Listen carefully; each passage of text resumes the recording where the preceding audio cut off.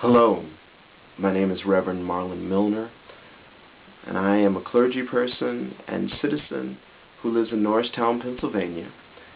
And I'm asking you, those of you viewing this who live in the state of Pennsylvania and in the municipality of Norristown, to vote Senator Barack Obama for Democratic nominee for president in the primary Tuesday, April 22nd. And if you're viewing this after that, we believe that he will be the nominee, and we're asking you to vote for him for President of the United States in our November election. This is a homemade video, and I'm doing this because I've been inspired to support Senator Obama for president. And I believe it's going to be what American citizens are saying.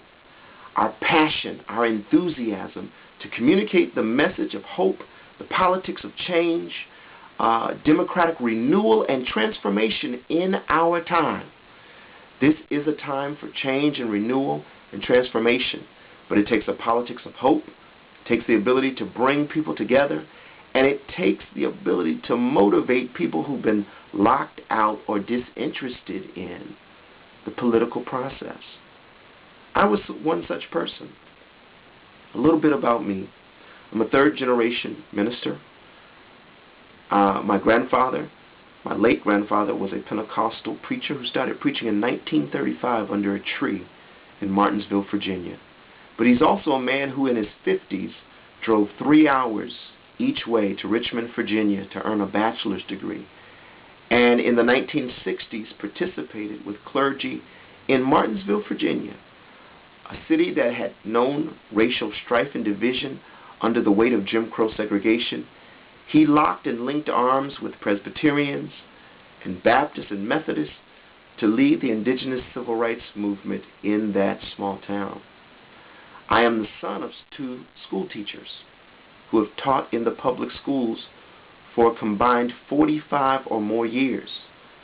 Both my parents are retired from the school system now, but they instilled in me a thirst and a quest for learning and education. And because of that, I've been able to earn a bachelor's degree and to study for a master's of divinity degree. I've been a hard worker. As a teenager, when I began to make requests of my dad to help me buy a new set of kicks, sneakers, or to get a haircut, my father took me down to the old county courthouse in Winston-Salem, North Carolina, where I was raised. He got me a worker's permit. And so since I was 15, I've known hard work. Hard work walking 1.5 miles to work at McDonald's, Chick-fil-A, and even while I was a student in college working at Burger King while trying to maintain good grades. Started work as a clerk in the editorial library of the Chicago Tribune and was able to take that position and go work as a clerk in the Atlanta Journal and Constitution, and led me to my initial professional dream of being a journalist. I had the privilege of working as a journalist in New York and in Washington, D.C. for 8 years. I'm someone who's known hard work. I'm someone who has a family who has been proud to be American citizens. My father served proudly in the Vietnam War. We are a family of faith, of values, but we are a family that believes in hope and transformation in this, our great democracy of the United States of America.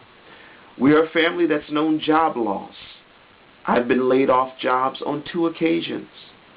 I've known what it is to have good education and good skills, but be in a job market where the opportunities do not match the abilities.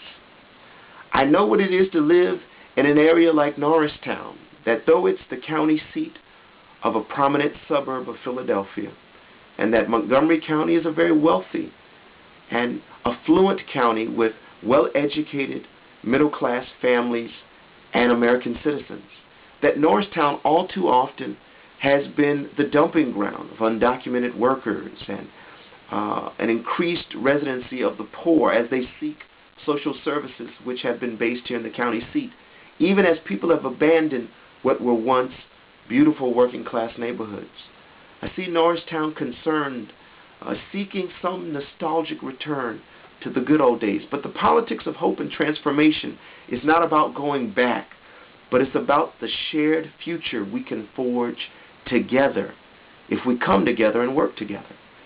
I want to tell you that I've never been involved in the political process in this way, even though I'm a hardworking American citizen, and even though I'm an educated person, and even as a journalist, though I read media and information from Fox News to the New York Times to the Huffington Post to the Wall Street Journal, even though I understand the media, understand how it works, and I understand how messages are communicated, I had sat on the fence until I began to hear the message of Senator Obama.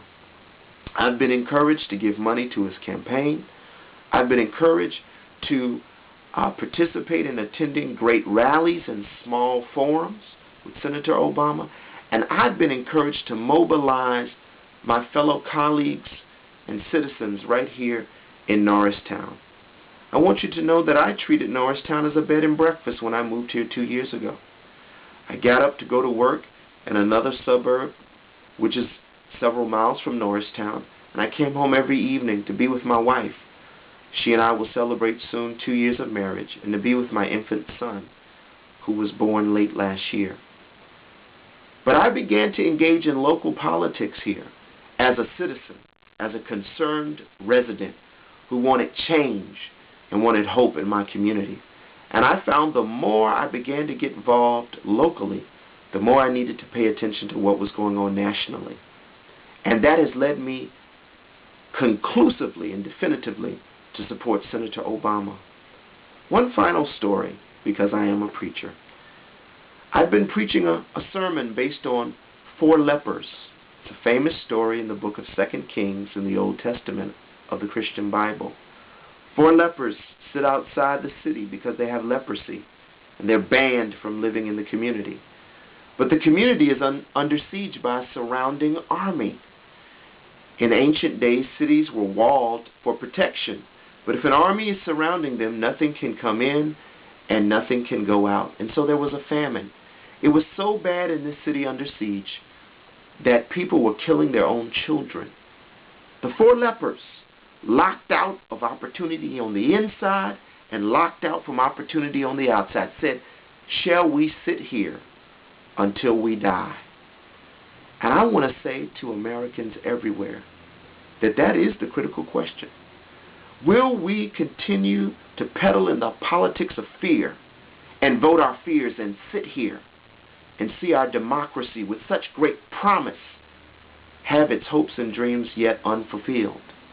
Or will we say that we can no more than die, that we can only die, that we can overcome our fear of crime and our fear of job loss, our fear of people who are different than we are, a different gender, a different ethnic group, of different national origin? Can we overcome differences to say, we, though people have looked at us and said what we can't do, like they looked at those lepers said, we will confront the challenges that face us with the prospect of hopeful opportunities and a vision for our future.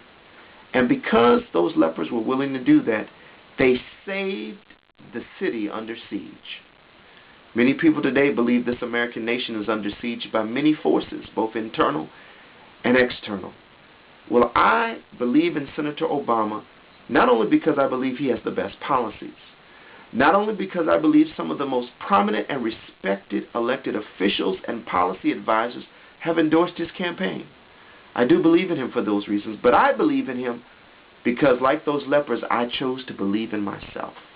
That no matter what someone has said about me, that I can make a difference in this democracy and in this experiment toward a more perfect union. I want to encourage you on Tuesday, April 22nd, if you live in the state of Pennsylvania, to vote for the next President of the United States, Senator Barack Obama. I want to encourage you, if you live in other states or territories that have not yet voted, that you give Senator Obama your full consideration. Because together, yes, we can. Thank you, and God bless you.